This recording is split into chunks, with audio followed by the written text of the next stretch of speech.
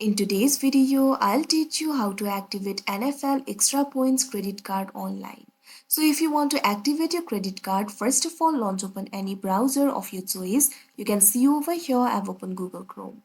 Now what you have to do is click on the search bar. After you do that, type in this link d.community.net/ac/NFL visa/public/home. Press enter. Once you do that, you'll be led to the official interface of NFL Extra Points. From here, you'll be able to activate your card. Right over here, you'll be able to find the option for activate card. What you have to do is click on it. Now you can see over here, you'll be led to the activate interface. From here, you'll be able to activate your card. Over here, you'll be able to find the informations that you'll need to enter. So what you have to do is click on this option, credit card account number. Now what you have to do is enter the credit card account number over here. Likewise, enter the expiration date. Click on the field of expiration date. First of all, enter the month. Now also enter the year.